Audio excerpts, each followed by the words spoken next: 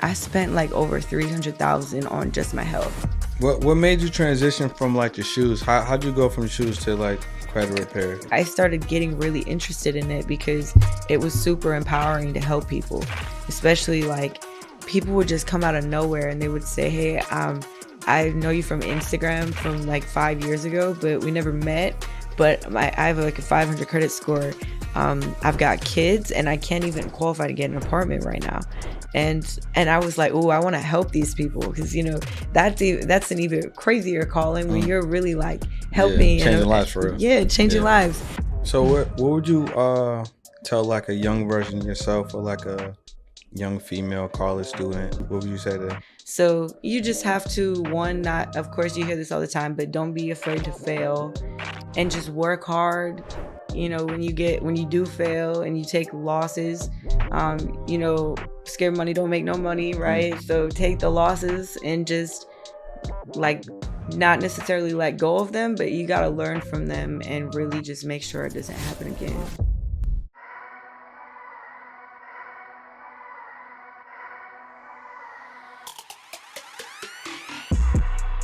Listen, y'all, back on the podcast. We got another amazing episode. But on this one specifically, I got this guest who flew all the way from Houston. And we've been wanting to get her on the podcast, I would say, for at least about a month or so. And her and I have been going back and forth on the DM, back and forth on the text. We actually have a mutual friend as well that has, he's been trying to get us together, I would say. And we're finally here. But this is the thing. She has a lot of information to give you guys, serial entrepreneur, and someone that I feel like you guys can learn a lot from, right? So on the Pursuit Podcast, we connect with 6, 7, 8-figure entrepreneurs. I bring them to you so they can break down exactly what they do so they can help you change your life a lot faster. So with that said, on today's episode, we got Alycea Ohl. All right. Was that better? Thank you. That was better? Yep. Yes. All right, cool. So first off, thanks for being here. Thank you for having me. Yeah, you look amazing. Thank you. Yeah. How was the commute to Florida? It was good. Yeah. Quick flight. Did you fly Delta? American. You fly American? Yes. Oh, okay. How was that? It was good. Yeah. Well, it wasn't too bad? Yeah, I like American. It's good. Yeah. Good okay, so you fly a lot. Mm-hmm. You're always on and off a plane. I'm always bored. How does that feel? Because for me, I'll give you an example. You do too, right? Yeah, but I feel like there got to be a faster way. It'd be too slow. You think with the planes? Yeah. 6 hours, like let's say you're going from here to LA. 6 hours is like. Yeah, that's true. I just see like there got to be a faster way by now. I know. I've taken some flights. What's the longest flight you ever been on? Thailand, 13 hours. Yeah, Thailand. I think it was 13 hours. Bangkok? I went to Phuket. But you had to fly into Bangkok first, right? I don't think so. I think we flew. No, I think we flew into China and then from China to Phuket. Oh, okay. Yeah, I went for a wedding. It was all white. And it was on a floating. It was like on this floating platform in the ocean. It was fire. Wow. Yeah, I look good too. That's crazy. Yeah, that's a long flight for a wedding. Who was it? Was it a friend? Or? Yeah, it's a friend of mine. We've been friends since we both had brands in fashion. Okay. And he was like my best friend in fashion. And I met, obviously met his wife when they got married. And then he's Vietnamese. So he had like his big wedding in the States. And then he had like an intimate for people. Nice. So we had like 80 people that went to the destination wedding. Nice. Yeah, that's a long flight. My friend, she and I are going to go to Bali soon. And I've been there. But if you've been on that side of the world, it takes so long to get all the way over there. Excuse me. So she asked me, like, girl, how long? Like 10, 15? And I'm like, no, it's gonna be a while. We got to get to Bangkok first, and then from there go down to Jakarta and Bali and all that. But yeah, just getting to that side, to Thailand, it takes forever. Right? So you're like a world citizen for real. Honestly, this is something that was kind of new this year. So this year I went to 30 different countries. And I went to a lot of them multiple times, like different visits and stuff. Like I went to Dubai probably I think 4 times.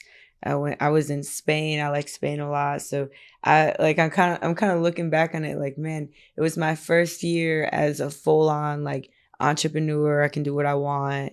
My businesses that I might have been running on the side before are just, going smoothly. So I it was addictive, honestly, traveling out there. And then you get to Europe and there's just so much to see.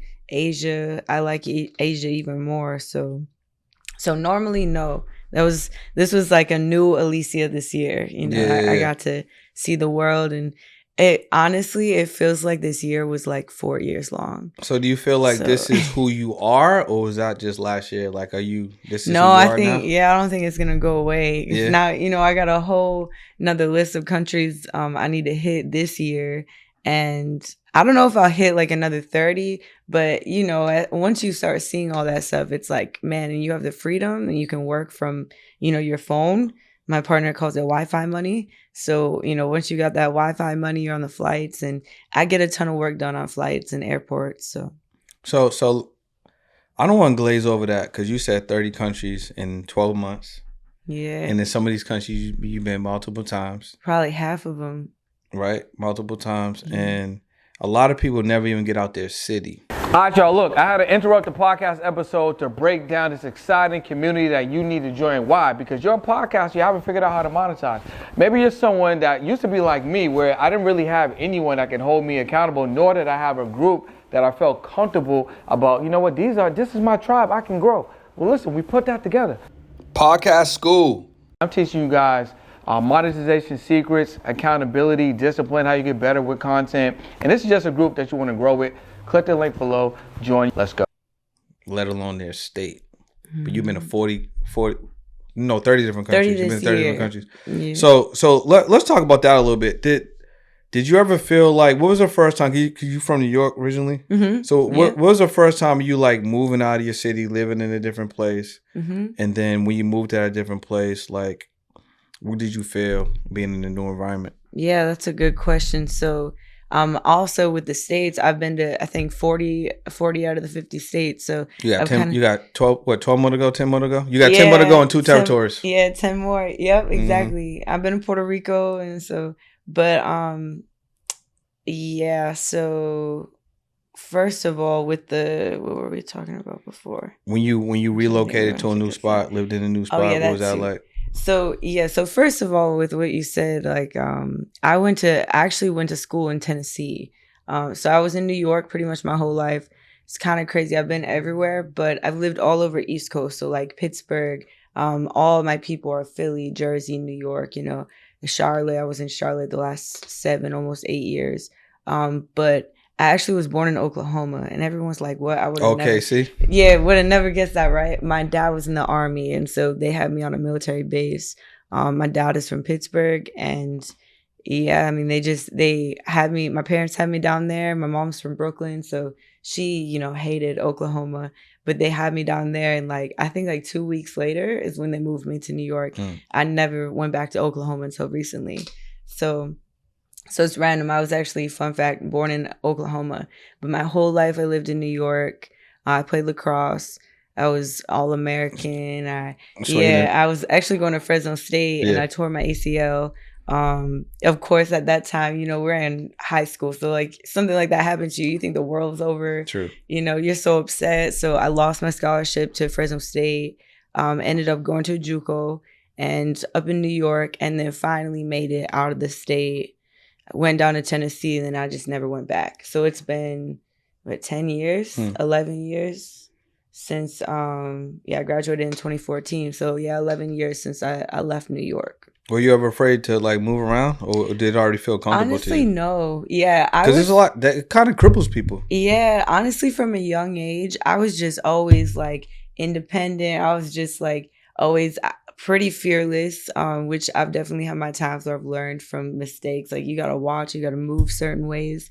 But yeah, I moved down to Tennessee, and I'll be honest, at the time I had a long distance relationship. We were together again. It was happy in love, like 5 years long, right? My JUCO, boyfriend at the time.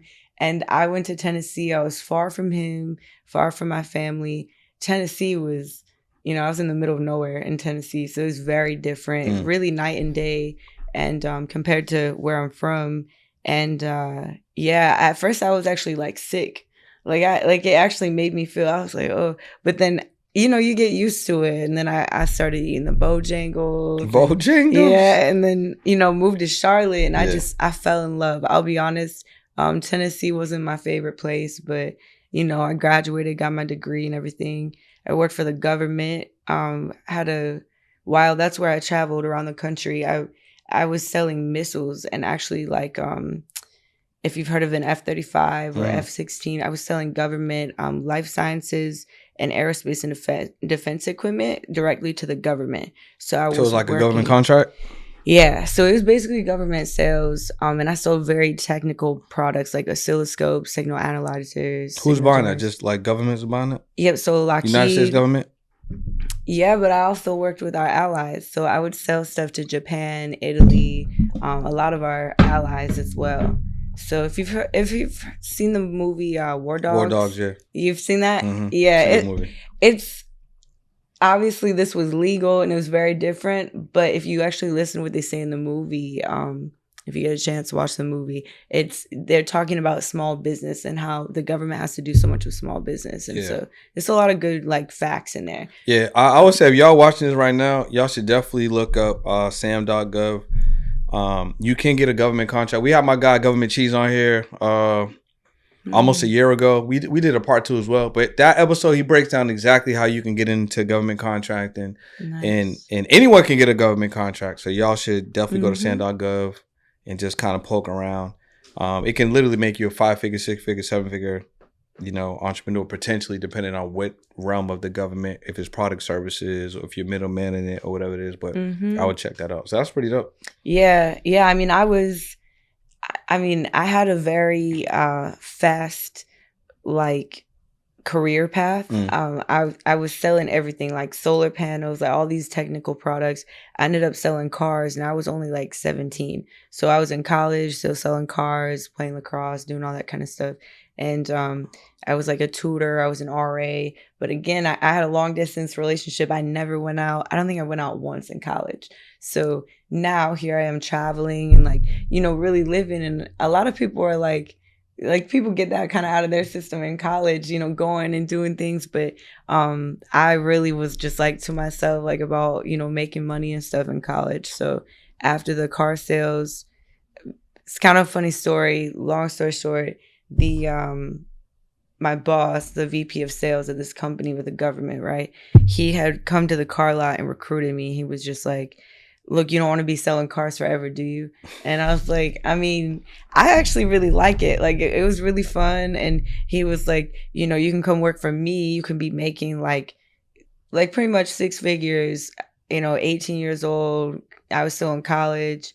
I wasn't 18. I was probably 20. Yeah, because I graduated college when I was 20. I wasn't even 21 yet.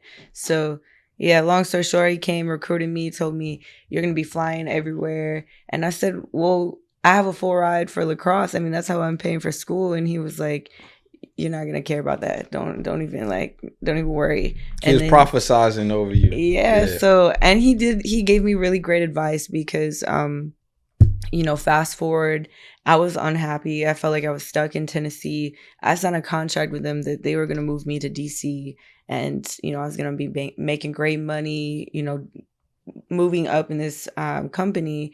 And he sat me down one day and was like, we need you out here for another year. And it was East Tennessee. We're not talking about Nashville. I've never been to Nashville, way East Tennessee. And one day he said, I don't know if I can say this on the podcast. You go. I mean, listen. Go ahead. So I don't know if this is private information, but basically he told me I should probably leave because I'm not happy. He said, "Look, Alycea, I know you want to thrive. You want to be, Because I was I can't live in Tennessee anymore." And so he said, "I'll tell you what. I'll give you. I'll say it was a very good severance package, and it was very very nice of them." And so basically he just said, I'll give you this money if you go to Charlotte. I'm telling you, you're gonna thrive. There's young entrepreneurs everywhere. He kept calling them young, whatever it was. He was there's young professionals in Charlotte. It's a booming city, and I went there and I was super happy with it. So I started working for a company that I always wanted to work at when I was young, and I was there for 8 years. It flew by. So how did you end up transitioning to like doing your own thing? Because at this time you're like working for companies. Yeah, that's a good question. Back to like the first question too. Yeah, Tennessee was scary for me. So I knew I know I thrive in bigger cities, full of people that are, So it's scary because it's small and just out the way. It was small. I felt so isolated. I was in the middle of nowhere. I felt very lonely. I actually prayed one night. I remember I was just praying like, God, I don't know where it is or what's your path, like whatever your path for me is, but like get me out of here, please. Like help me to, and of course you got to make those moves on yourself too. So Rob, my manager, or I guess VP of sales, he sat me down the next day, and when he said like, look, I'll give you all this. I want what's best for you. I was like, bet, and I left. So, but yeah, to transition out of it, I worked for a really, really great company. Like I said, for 8 years. I mean, they were awesome. I was doing sales engineering, like lots of business development with them, and it's a very technical company. I was really lucky to really get in there because I actually don't have an engineering degree, and they teach you kind of how to be an engineer. So you're learning about network engineering, IT infrastructure, data centers, all the telecommunications that build up for Wi-Fi to be enabled. So I had a really cool job. I was going to like sports stadiums, Denver Broncos Stadium, the Atlanta Hawks, Atlanta Falcons, and I was actually working with the IT department to design the infrastructure. So to allow for, like I said, good Wi-Fi, basically, to keep it simple. So hospitals, universities, stadiums, hotels. I was going to all these like very cool places. I was in Vegas all the time. And yeah, just helping, the hotels and all of them to basically like build out the infrastructure.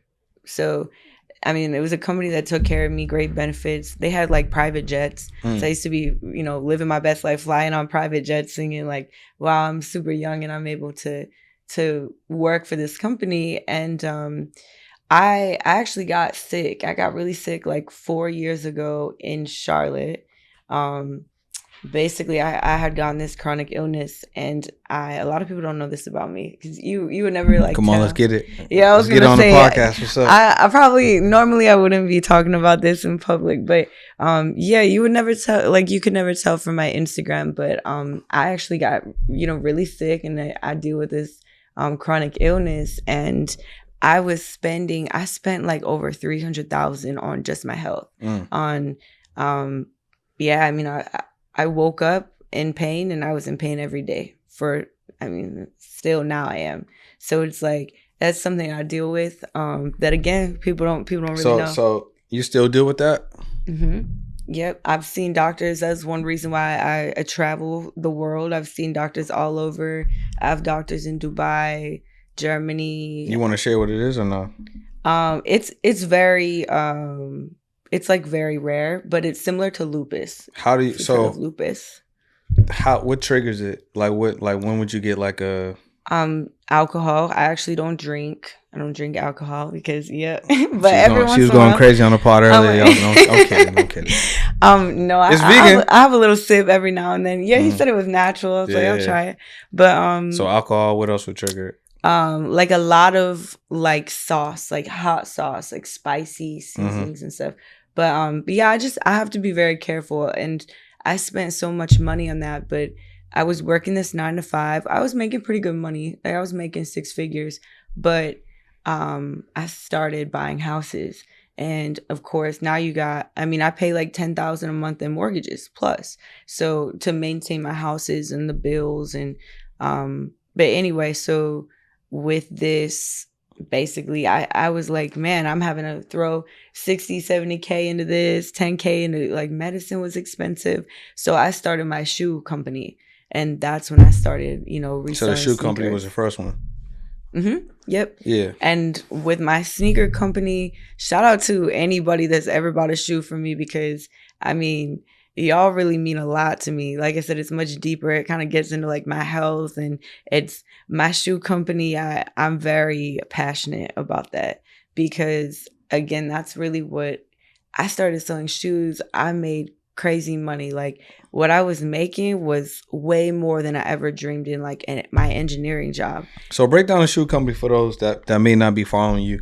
But I mean, if you're on the Instagram, you'll see that you be posting shoes pretty consistently in the story. Yeah. You be getting these drops. You get access to shoes. Like, so to let them know a little bit about that. Yeah, so I have factory connections. We get super great deals, you know, direct straight to the factory. I'm talking to them every day, all day, you know, placing orders.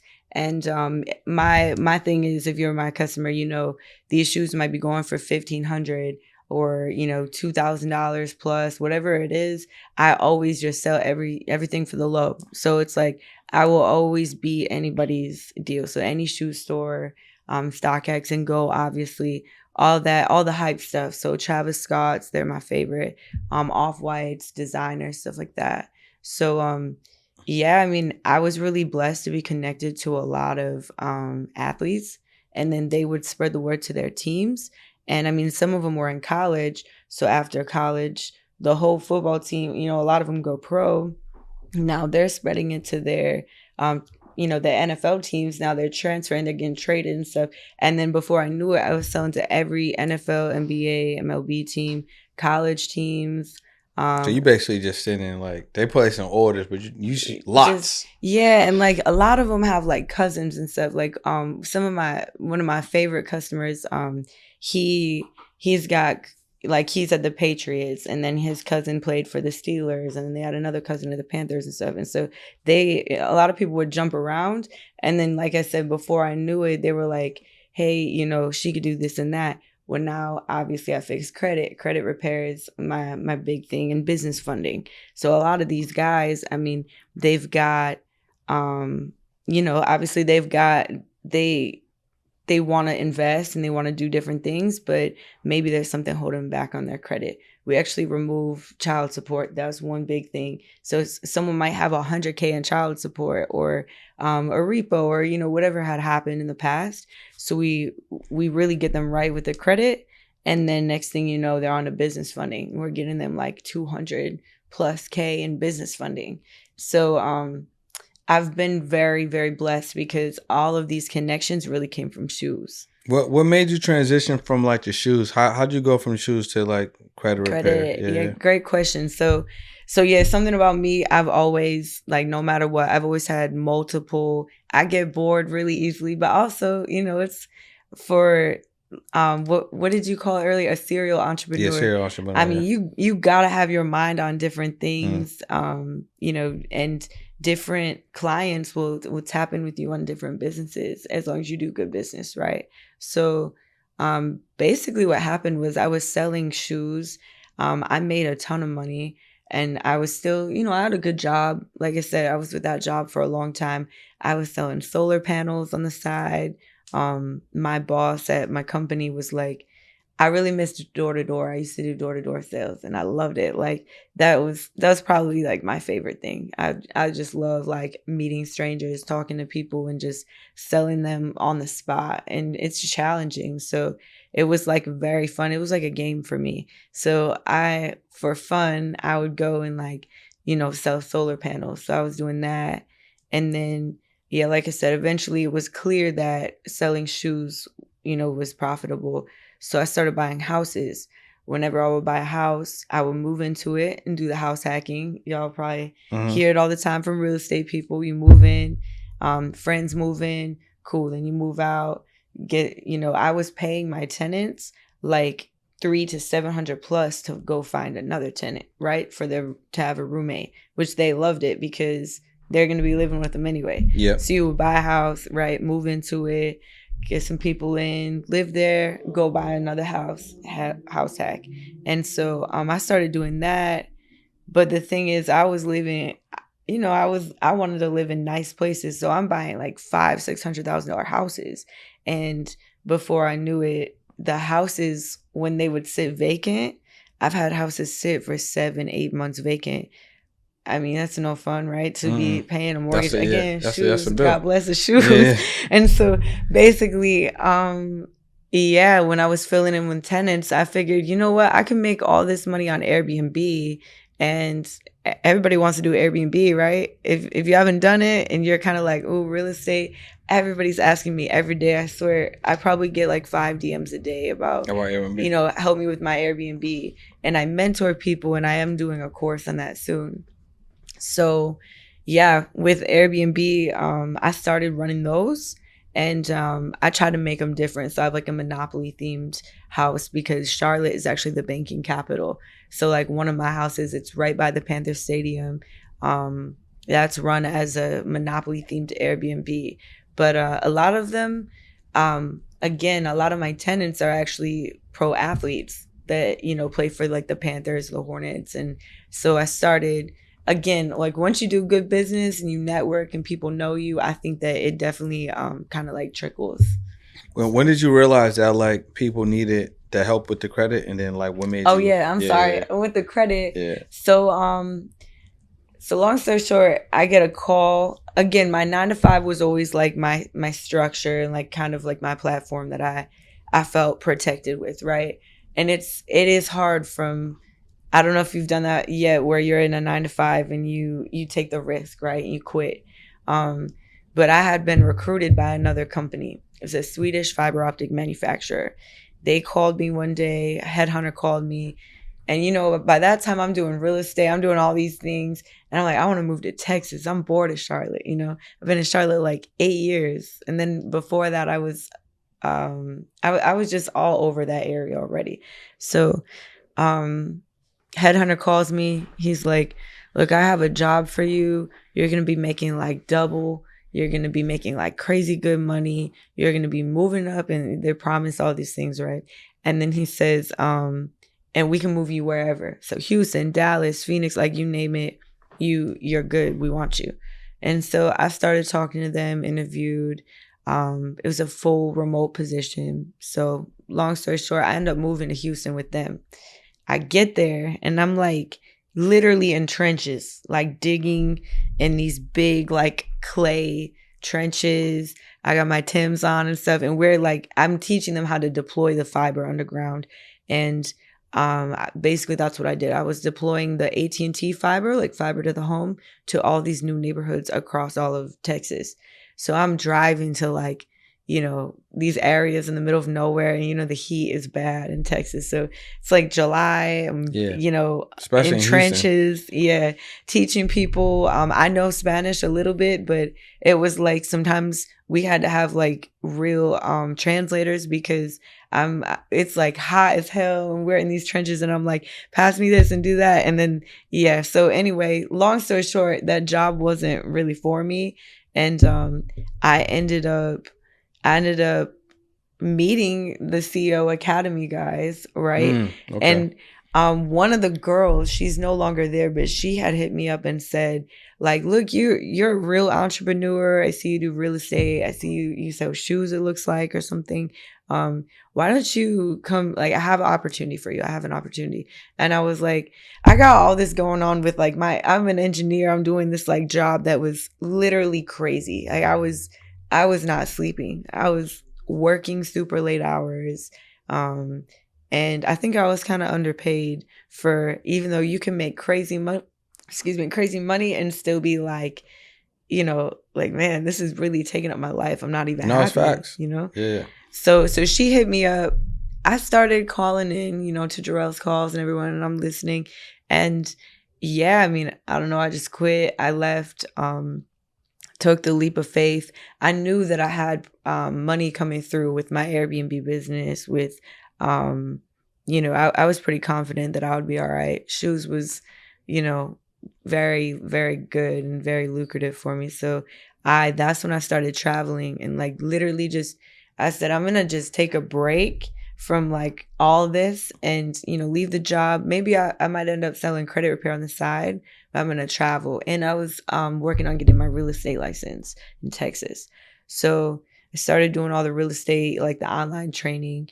And I lived in Hungary for a couple months, Budapest. So I was living over there, going to like Vienna and exploring Spain and Italy and France and all these places. And my credit repair just took off. Like I started getting really interested in it because it was super empowering to help people, especially like people would just come out of nowhere and they would say, hey, I know you from Instagram from like 5 years ago, but we never met. But I have like a 500 credit score. I've got kids and I can't even qualify to get an apartment right now. And I was like, oh, I want to help these people because, you know, that's an even crazier calling when you're really like helping. Changing lives for real. Yeah, changing lives. So that, to answer your question, it was like I had a weird transition to where I was leaving the 9-to-5 world. I was pretty sure I was going to like probably go back and get an engineering job again. But I was like, let me just relax and travel right now. And then the credit I came across that. I started meeting credit gurus in Houston and everywhere. And, you know, watching their reels and watching even them on podcasts and stuff to explain like the power and the loopholes of what we have. And I started thinking, man, like as an American, credit is very interesting. You can't get what we have in anywhere. Yeah. You go to Dubai, if you want to rent an apartment, you have to pay them 12 months up straight. So if your rent's, you know, 2,000 US, which is low, you're coming out like at least 24 bands plus deposits and stuff. So they really get their money. You might as well buy a house for that over there. It's cheap. Over there, it's like it's going to be about the same. Over here, you can buy everything off credit. And that's why, you know, with our real estate, Americans in real estate, I mean, we can do business funding, we can flip, we can wholesale, we can do so many different things that are so hard in different areas of the world. So there's 3 things that you mentioned, I think really interesting. So not even that you mentioned them, but you actually did them. So number 1 is like you moving to multiple places. People are afraid of that. They're afraid of change. Mm-hmm. Like it takes people a lot to like think about, oh, I want to move to the city. I got to bring all my stuff, my friends, my family. I don't know nobody. But it sounds like you do that with ease, right? And then secondly, like you quit a corporate job. I literally just got a text from a friend today. He was like, I could read the text, right? He hit me with this text, right? He said, let me find it actually. Okay. He says, wait, is this it right here?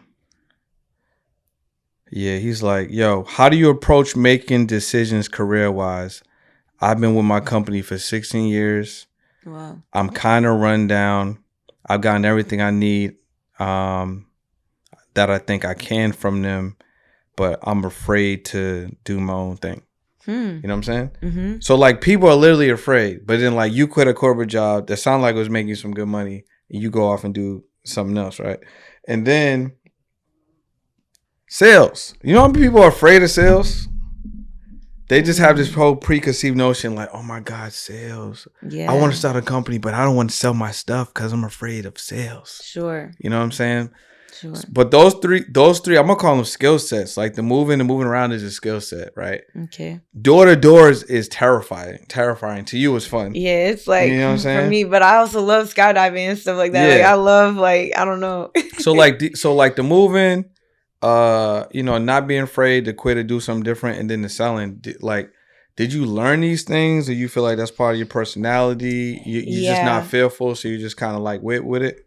I think, I'm pretty bold. I moved out of my parents' house when I was like 16, and I just ever since then, obviously, like I said, I've learned in so many occasions that you have to move very smart. So,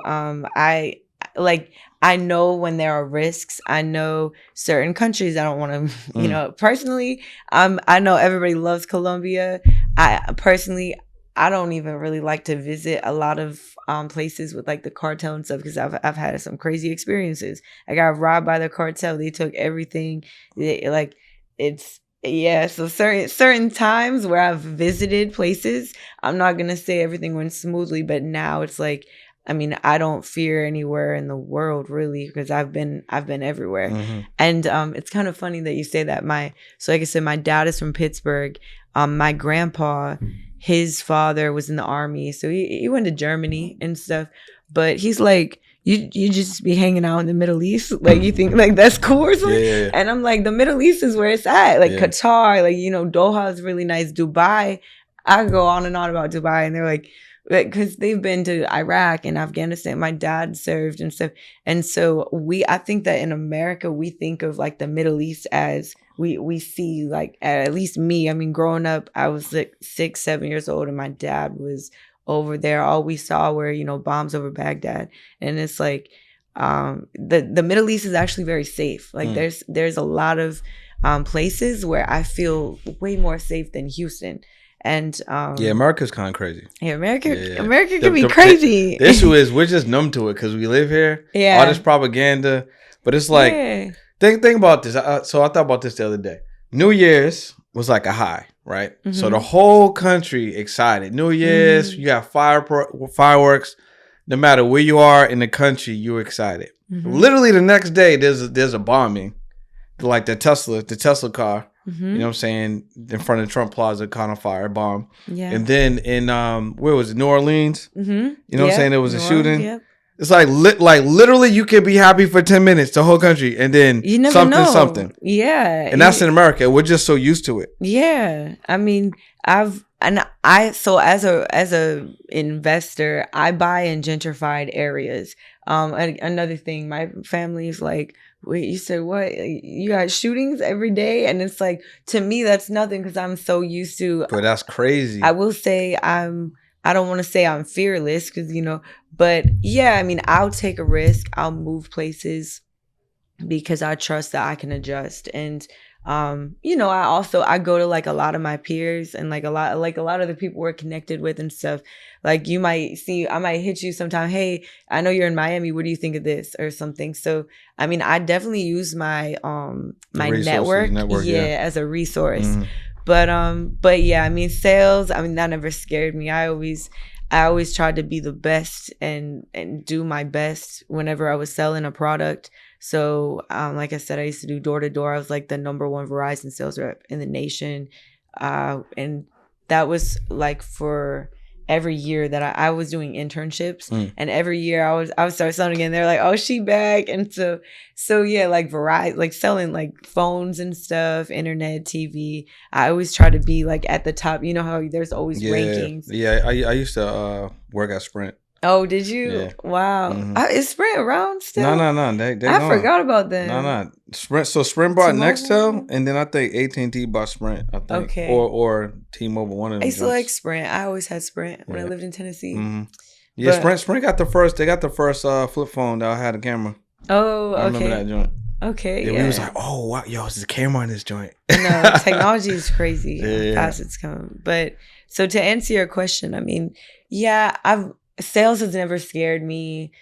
Honestly, I've done door to door where you walk up to the door and they got like a gun and they're like, hey, and it's like, whoa. And so I've seen like I've definitely been put in some crazy situations. I had a very, very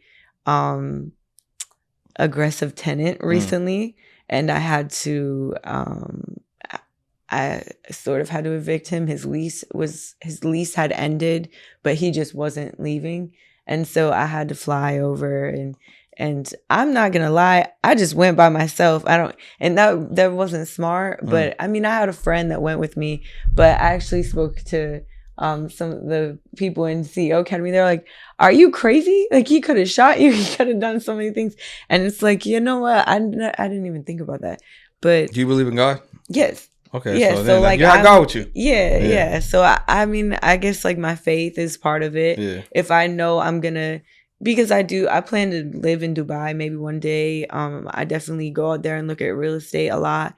I believe that if I, make it out there, if I don't like it, I'll just come back. Yeah. I mean, I will say Houston's not my favorite place, and so I'm always like, all right, it's not the end of the world. Luckily I am really just blessed to have my customers and my business running, and like you said, God, to help me to be financially free, because I think that's what it's all about. If you don't like your situation, then just change it, move. How do you look at business, like your business? Because you got the Airbnb, right? You got credit, you got funding, you got the shoes. and you got other things shaking and baking, and you traveling a lot. Mm-hmm. So how do you look at and how do you approach the way you do business? Yeah. And how you do it all? I would say across the board, like I said earlier, good business is good business. So I used to do like sports betting. Like I would sell my picks and stuff. And it's funny because I have people that tap in with credit now and they're like, oh, good. Like I can trust her. I'm going to get my credit fixed. And I'll ask them like, have we ever met or did someone refer you? And they're like, I know you don't remember, but years ago, we used to do the sports betting stuff, and then I bought a bunch of shoes from you, and then I saw you were doing this and that, and then here you are doing credit. So I think that those are the coolest customers when they've really like kind of done business with you throughout time. But yeah, I would say managing it and like how do you kind of handle it? I literally just kind of take things as they come. I prioritize, like, obviously, like the credit is important. It's, people's lives and people's privacy. And it's a very sensitive topic. So credit is going to be very different than just selling a shoe. The shoe is like the sale's over with. And I tell my people, I actually have affiliates that work under me. And I supply them. Yeah. And I tell them all the time, I mean, if y'all want to be affiliates for credit, that's cool too. Just remember, it's a longer life cycle. So, I mean, you might have someone get some things removed and then they, like, you just don't know with credit. There's so many variables. A shoe is a shoe, right? Yeah. Airbnb, once you really have it down, when someone comes in, throws a party, trashes the house, it's like you don't fear that because you already know the process of how you're going to go through with the insurance that Airbnb provides. So it's like Airbnb guests, I would say a big portion of like my operating costs for everything are, like I said, the rents every month, right? Or the mortgages. So my tenants take like precedent over like my tenants, my credit repair clients, and then my shoe clients. No matter what, to me, a client is a client. And I got to do good business because who knows? They could, like I said, I have a cousin or someone that needs a spot to rent for a year. And that's a really, that's a good quality tenant. In my opinion, the hardest part of real estate is getting good tenants. Yeah, no, I would say that for sure. That's something I fear. Yeah, getting a good tenant. Yeah. Getting a good tenant. I remember I had a bad one at a Section 8 property. Really? So I was like 2 for 3. I had 2 good ones. That last one was crazy. It was a brand new spot. It's a brand new spot, brand new kitchen, brand new bathroom, immaculate clean. Mm-hmm. I had to evict them. Yo, the bathroom was a whole nother color. The kitchen was a whole nother color. They painted it? No, like just how they maintained it. And then I had to go in there one time. And the bathroom smelled crazy. I just didn't know what was going on there. But so I can understand bad tenant is bad tenant. Yeah. Yeah. And I had an Airbnb in Boston. Me and my boy, we had 2 Airbnbs. And again, like it'd be a one-off, but we had one visitor. They went crazy in there. Mm-hmm. I was like, what? No. These are the.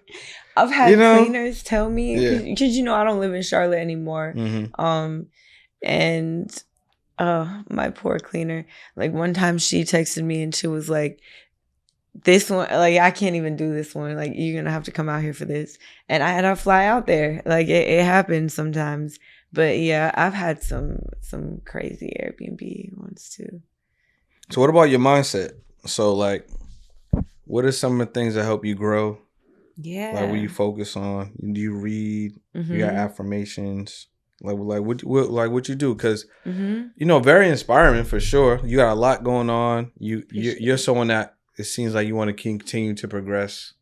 Sounds like you have really good core values. So like how do you get up for you? Yeah, for sure. That's a good question too. So first of all, I love music. So listen to music. I love like simple things, right? Like cooking, and I go to the gym. And as I used to be an athlete, so sometimes it's kind of funny. Everyone, if people are in Houston at my gym, they would laugh at me if they heard me say this, but because everyone always sees me on the Stairmaster for like an hour or 2, and you know what it is?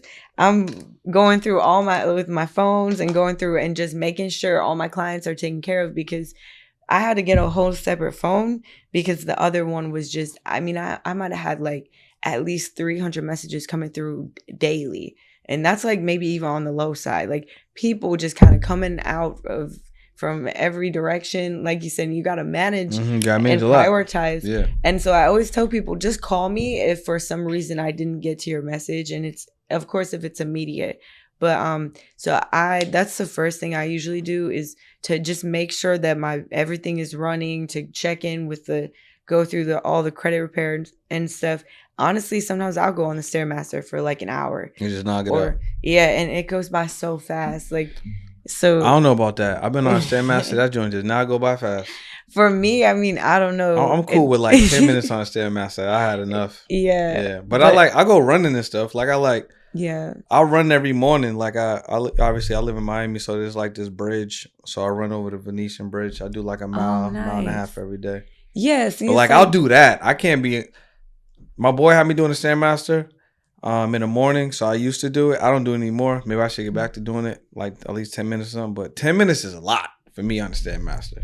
Yeah. So an hour, I don't even know. I can't see it. I'd be bored. Yeah. That's probably what it is. And I like to watch sports, like the last, with all the football games on. Yeah. I know that like if I can't get it on one of my, whatever apps on the TVs are at home, I'll just be like, you know what? I got to get some work done and I need to go through those texts. I need to do everything anyway at the gym. So I'll go like watch. So I'll be like watching football or whatever on my phone and then, watching the news too on the other TV, seeing what's going on in the world. And then, just kind of getting through all of the text. But, so things I like to do is like, cook, go to the gym. And then as far as like really getting my mind right, I do read a little bit. I've got a lot of like sales books and books from my my mentor, my old manager at the first 9-to-5 company that I was with. And so she was a very strong, like powerful saleswoman and very assertive. And, I've always, as a, young female, especially in like a lot of male dominated industries, being like assertive and really like just going through those books, that's kind of helped me. So every once in a while I'll be like, you know what, I'm going to go through that. So I read those. It's crazy. I've never go on TikTok. I guess I have one, but I know a lot of people say that they learn from TikTok. And it's like with me, I really just learned from calling like my mentors and stuff and people. And I've got a good mentor up in New York, my real estate mentor. And so I hope to flip more houses. Yeah. So you believe in mentorship and coaching and stuff. Yeah. So like this year. That makes sense. Yes. This year I really have a lot of more goals to get rid of the big, like I said, the high mortgages and stuff and start getting cheap stuff, flipping it, reselling or doing short-term, long-term rental. And so, I talk to my mentors and stuff quite a bit too. So with all the business you do and all the people you meet, all the different situations you've been through and being like, women in business, what's on the other side? Like are dudes approach you kind of crazy? You know what I'm saying? What's it like being like, what's it like being you? So I'm being you, someone hit you up, I need some shoes, I need my credit repair, I need some funding, and like, what are some of the situations you might run in as a woman in business? Yeah. Some of these crazy situations. I think you shared one with me one time.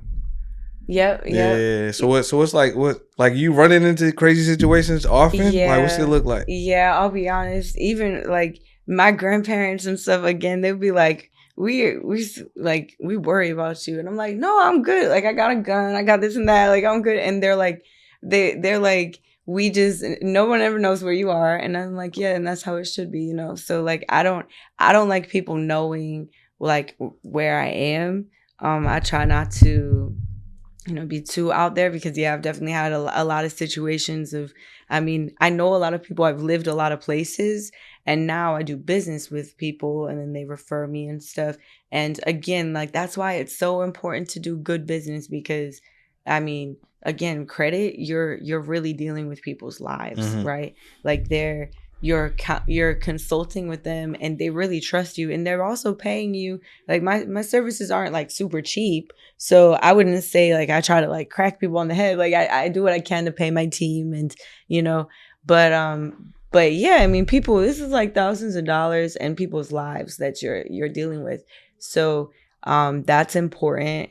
And as far as like the crazy people and just running into people on a daily basis, I mean, yeah, you just gotta, being a female, you gotta, like I said, just be smart, move smart, and yeah, just make sure you're moving smart, you're protected. So what's like? Could you share like one crazy situation with the people? Yeah, I'll tell you one. So, because I'm like, man, there's so many. I've had people, because I rent out my houses sometimes too privately to people I know, and like that's another thing. It's like, there is a line where you can't mix like business and then like, friends and relationships with that. But all right, so one time, this is how I bought it's like my favorite house in Charlotte. This guy, there's like different, there's so many. Now I'm thinking of all these shoe customers, but shoes, it's like, look, you get what the way that I am, it's like you see what you're getting what you see. I'm very honest, very transparent, and I actually send out like, I'm always sending out like contracts for the credit repair, or for shoes, I send out a disclosure message that says, this is why the shoe is so cheap. This is exactly where it comes from. And this is like what it is. And so, I had a guy random, like they drove like a few hours to Charlotte because they really wanted these shoes.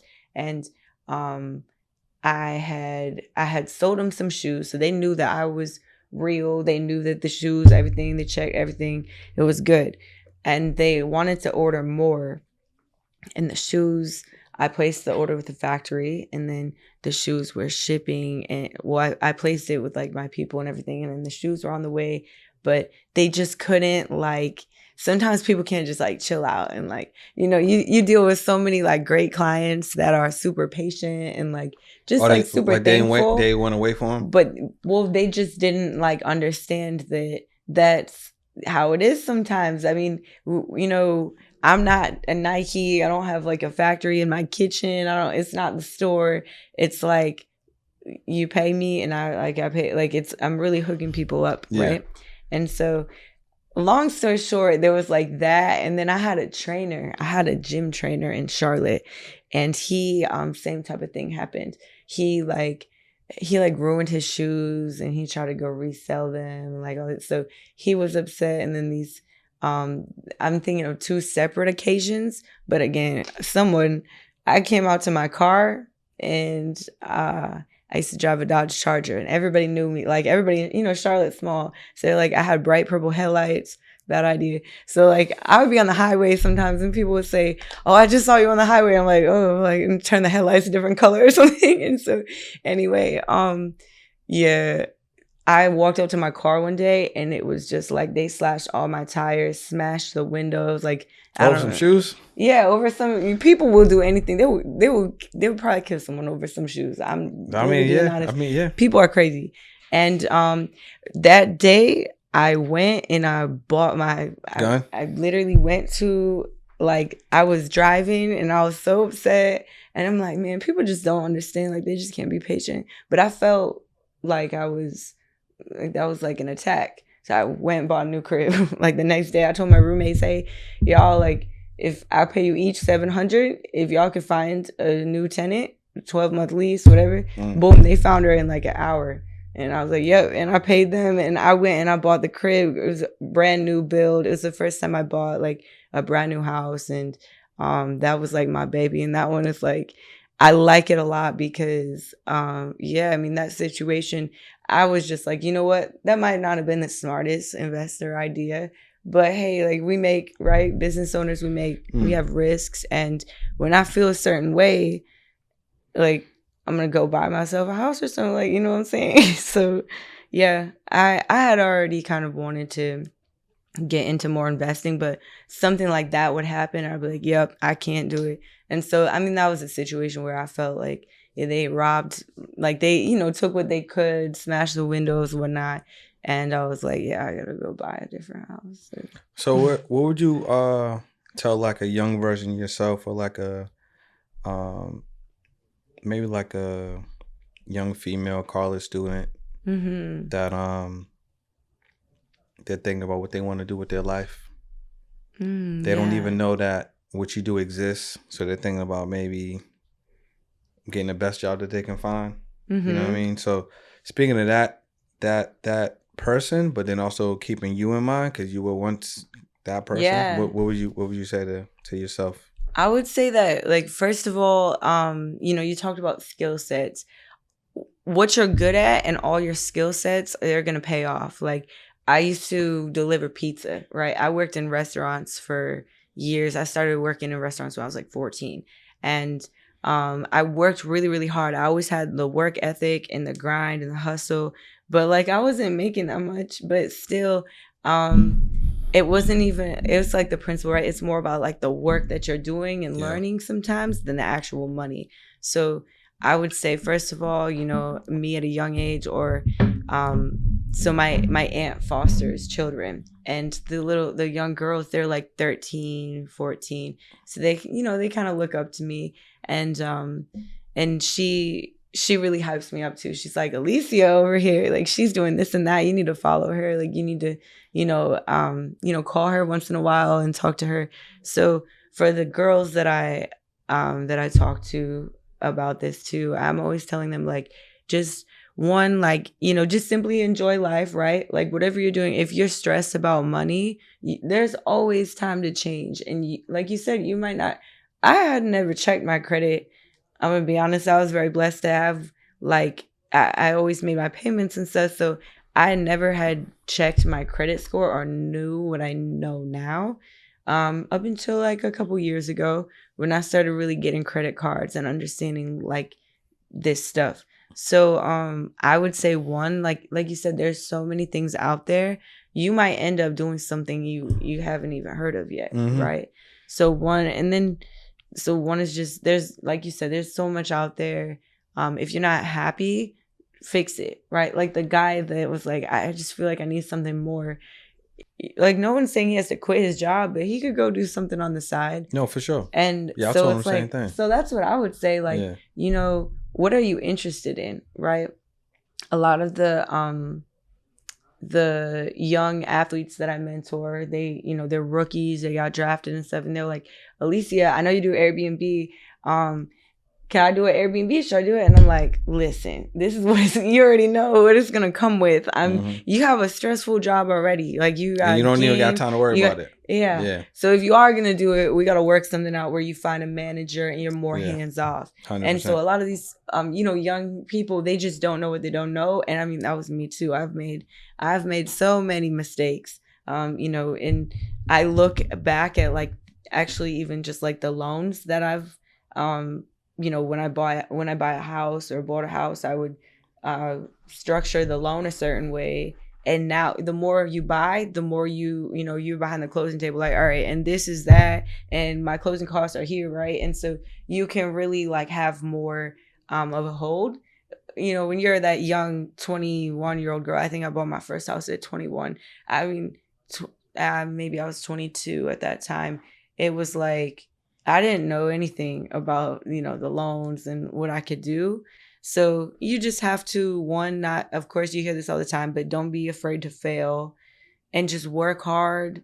When you do fail and you take losses, scared money don't make no money, right? So take the losses and just, like, not necessarily let go of them, but you got to learn from them and really just make sure it doesn't happen again. No, I like that a lot. I think that's really good advice. It could take someone a little bit to get into that mindset, because it just, I guess, depends on your surroundings. But no, that's solid. So we're gonna hit you a couple of quick fire, rapid fire joints, and then give you an opportunity to share anything else that you want to share. Okay. All right. So look, no shoes, no credit, no funding, no Airbnb. Can't travel. If you had to do something else, what would it be? Oh, that's a good question. I can't travel, man. Um,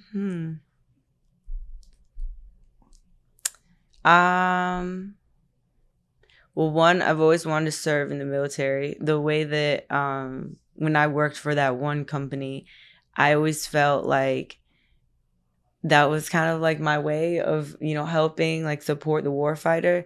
But I would probably do something. I've always been like interested in the military and all of that. But what would I do? Like my dream job or something? Yeah, you can't do nothing you're doing right now. I have never actually even thought about that. Man, there's so much. I mean, being a teacher would be cool. I love little kids. Like, to be honest, in life, like the only thing that I really care about doing is I want to be a mother. Like, and I'm not yet, right? Obviously, but like I'm just these days too, I'm getting old, and so I kind of joke around about it.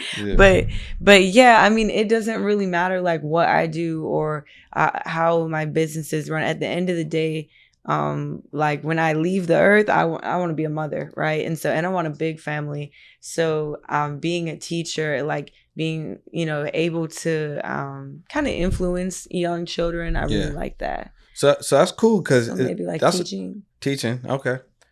Yeah, because how it is now, you can teach online, you can teach your family, you can teach. Yeah, so that teaching, you make a lot of money even right now teaching. Really? Yeah, for sure. Not in the traditional sense, but utilizing obviously technology and information, right? So that's a good segue. So, you're not married, right? Are you dating? No, kinda, not really. I mean, really? I will go on a date, but I don't have a man. All right. So okay, cool. So you want to be a mother. So you obviously want to have a family. So what are like 3 qualities a guy would need to have if he would be a good candidate for you? 3. Okay. All right. So 1 is obviously just the work ethic. I've been with people before where we just didn't vibe on that. Like we didn't connect with that. I think that could be a challenge for you, possibly, because you do so much. And there's a lot of people. I'm not saying that they got to compete with you, but you understand the capacity of what one can do if they put their mind to it, because you've done a lot. So, and I mean, even if you kind of take it as like they're passionate, I should say like being passionate about what they do and like doing it well. Okay. Right. Passionate. Yeah. So they could do like one thing, be a pharmacist, and they are just like the way that they like they wake up every morning and they're motivated by what they do. That's one thing would be like just being passionate but hardworking in general. 2, honest. Like I'm honest. I'm an open book. I literally would just tell anybody anything. So if I'm with someone, I mean, I'm going to give them my full 100%. Honesty is super important to me. And then it kind of goes along with respect, right? Respect's like, being like honesty and respect kind of go together. But those 2 are just like really important qualities for me, because I'll be honest, the second, because I'm honest, the second like someone I'm like, oh no, that was disrespectful, I can't like look at them the same way. And so so passionate, honesty, and respect.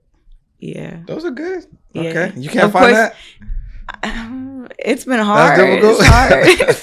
I would say like, there's other things along the way. They got to be like funny and like down to earth and like, genuine, just actually be like very like, just connect with me. But I think that's with everyone. We're all looking for someone that's like, that we just like enjoy our time with. Yeah. Do you find it's hard to date? Or like find a connection or what? Nowadays. You think it's hard? I know we all kind of say that too. I think it's hard. Yeah. With the media. It's a challenge. And then the other thing is like, so I'm not like an Instagram girl, right? Like I remember years ago I dated a guy and he was like, I don't like Instagram. I don't really want you on Instagram. And I liked him. And I mean, I was young. This was probably like 6 years ago. And so I literally posted like one time that year. Like I was never an Instagram, like an influencer or anything. But once I started selling shoes, it's like you can make a lot of money on Instagram. Like, and again, it's like it comes from the heart. It's business. Like, it's not like, oh, I want to be, in the spotlight. It's just like, look, I've networked. I've met so many, like some of my like greatest, like some of my best friends bought shoes from me from the beginning or something like that. And so I will say the media, it's so hard because I don't want to be posting every day, but I have to in order to keep generating like credit clients and stuff. So I think that might be hard for someone. If I meet a guy and they like me, sometimes I'm feeling like lately it's almost like I connect well with people that have to like that are posting and doing things like that as well, or just business owners in general because they get it. Yeah. So, but I mean, I've never dated like a business owner. I don't think, which I would love to because like I said, you kind of all my friends own businesses and stuff. Now we all do credit and the funding and all of that, and so. But yeah, I mean, I don't really have any, like, I don't have a type. I'm kind of open to whatever, like, honesty, respect, loyalty. Lead with the honesty and respect, yeah. No, for real. All right. So my last question for you, so imagine this individual doesn't have good credit. So you have the opportunity to work on this person's credit and you have the opportunity to get this person some funding. Anyone in the world that you have the opportunity to fix their credit and get their funding, it could be anyone, like dead, alive. Who would you want to help out? Man. And they need you. But it also gives you an opportunity to meet them. I don't know. I'm going to say my future man. No, I'm just kidding. Yo, come with some bad credit, bro. No, I shouldn't. No, like, I feel like just someone that's like going to be super important to me down the road. So it doesn't have to be like a celebrity. So no celebrity, no athlete, no historian. I mean, I feel like I've seen it all. Like I've definitely helped rappers with their credit and funding. And yeah, like in the beginning, it was like, wow, this is cool. Like I've definitely listened to you for years and stuff. And like, so rappers and athletes, like it's pretty cool to help them because everybody needs help. Yeah. And us, people come to me all the time. They set up a credit consult and they're like, you don't even want to see mine. And I'm like, no, trust me. Like I've seen way worse than you. Yeah. I've had a 380 score before. Like I've had a client with a 380 score. And so anyway, the celebrities and stuff, I feel like years ago, I would come across them all the time and be like, wow, this is cool. Like this is really a nice opportunity to help them.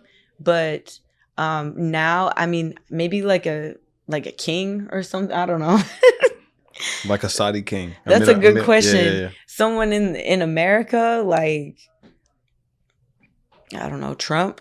Okay, Trump has a lot of funding though. That's cool. He's good. Yeah, Trump got the funding. But someone that's very, someone that's just like a huge figure in the U.S. That makes sense. But athletes, I mean, like someone like LeBron, that would be cool. Help him out, but I don't know. That's a good question. He might need it. Listen, this has been dope. I had a lot of fun with you on a pod. Is there anything else you want to share with listeners and the viewers? Maybe you didn't have an opportunity to share that, or maybe there's something that you definitely want them to know, and you can look right there. Yeah. So, no, I mean, not really. I would just say if you ever need anything, I'm always here. DM's always open and all of that. I work with people every day to even, at the least just kind of help and guide them. So I'm here to be, helpful as if you need a real estate mentor or even with Airbnb, I'm going to be dropping some courses soon. So credit, Airbnb, or just, being like a young professional woman and kind of, graduating. And like you said, at that early age, I have a soft spot in my heart for younger, girls who are just trying to make it and they might be confused or lost, at what they're doing. So, you're not alone. Obviously, I'm lost all the time. I make up new ideas and moves every day. And so I would just say, I'm always open to it if anyone needs my help. So let them know where they need to go. So Instagram is Alycea Skye, ALYCEASKYE. And I mean, there's a link in my bio. Yeah, so we'll put it below too so they can grab it. But yeah, other than that, I think just Instagram. If you've got my phone number, call, text anytime. Like I said, call me if it's urgent.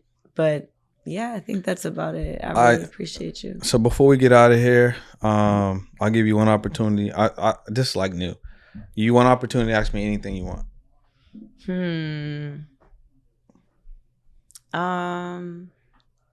I mean,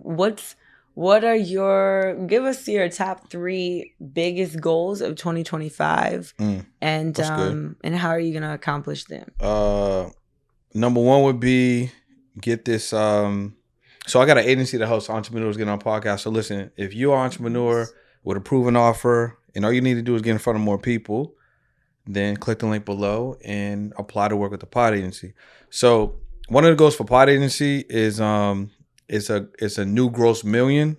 So right now, based on all our numbers, it's 55 clients. So as of today, we need 52 more. Or no, 51. Yeah, 51 more. And it'd be a gross million in that agency. Wow. So one would be, the first goal is that, you know, so to help me do that, I need to hire more people.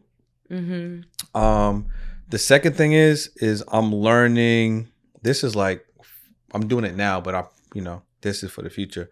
I'm learning trading. You know, so nice. Yeah. So I'm taking at a trading conference the other day. Yeah. So I'm taking some time to do that. And then the third thing is my government contract business.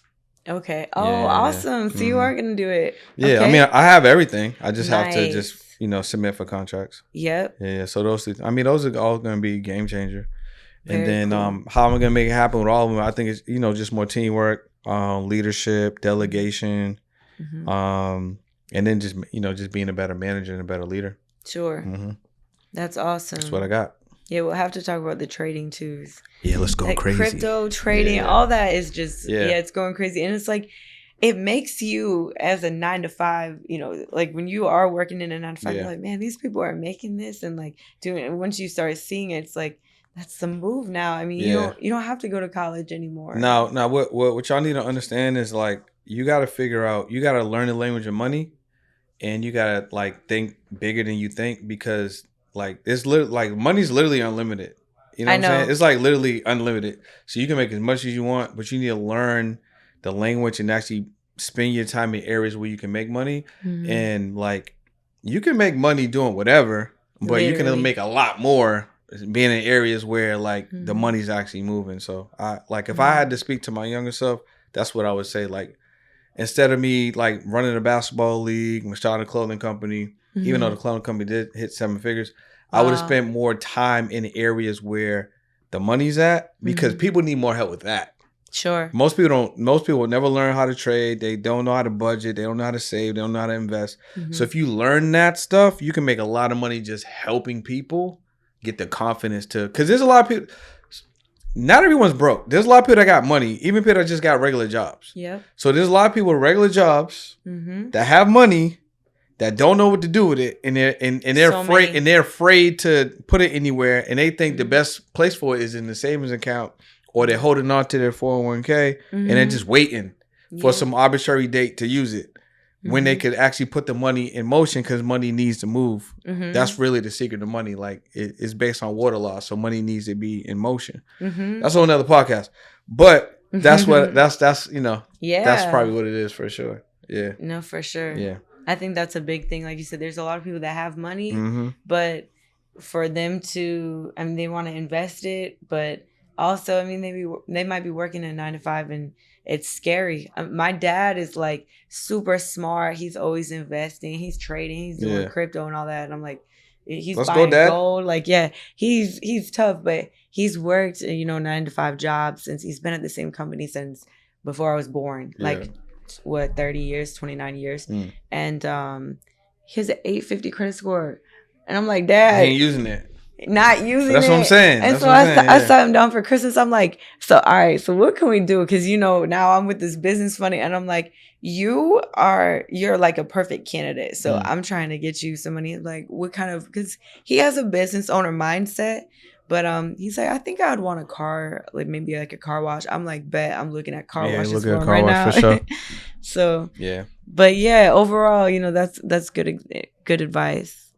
Listen, y'all, it's been Appreciate another you. amazing episode of the podcast. I had a lot of fun. I feel like we could just keep rolling. But I gotta let her go. She'll probably come back though. Maybe we'll get it popping in Houston. No, I definitely will. Or you come back. Let them know again. Look at this camera. Let them know again where they need to go to tap in with you on Instagram. Yep, Alycea Skye, ALYCEA SKYE. And I think that's basically I've got a Facebook and stuff, but Instagram is really mostly what I use. So if y'all need some shoes, you gotta get your credit fixed, you want some funding, or maybe you want to get that Airbnb coaching, definitely hit her in the DM. It's gonna be down below. And it's been another episode of the On Pursuit podcast where we connect with amazing people that we're bringing you so you can learn from them and then change your life, make it a little bit different. We'll see you on another episode. All right, y'all. Look, I had to interrupt the podcast episode to break down this exciting community that you need to join. Why? Because you're a podcast, you haven't figured out how to monetize. Maybe you're someone that used to be like me, where I didn't really have anyone that can hold me accountable, nor did I have a group that I felt comfortable about. You know what? This is my tribe. I can grow. Well, listen, we put that together. Podcast school. I'm teaching you guys monetization secrets, accountability, discipline, how you get better with content. And this is just a group that you want to grow with. Click the link below, join, let's go. Okay, look, so this is how we're gonna get you more exposure using the pod equals MC square strategy, right? Then we're gonna bring out the air fryer and then connect it to the toaster oven method, right? I think I wasted my money. And after we do all this, we're gonna get you 1 million views and millions of subscribers. I have no idea what you're talking about. I got you, let me go get something. What's this box about? Wow! Bro, what is that? So we got your long form podcast right here, right? This is long form audio. Okay, now I'm getting my money's worth. You got a service to get more exposure, get more views, and get more call to action to get more sales. Let's go. This is what you need to do to get more of this. Now do you understand? I completely get the vibe now. Before, I don't know what you was talking about, but this right here, we're gonna make a lot of money.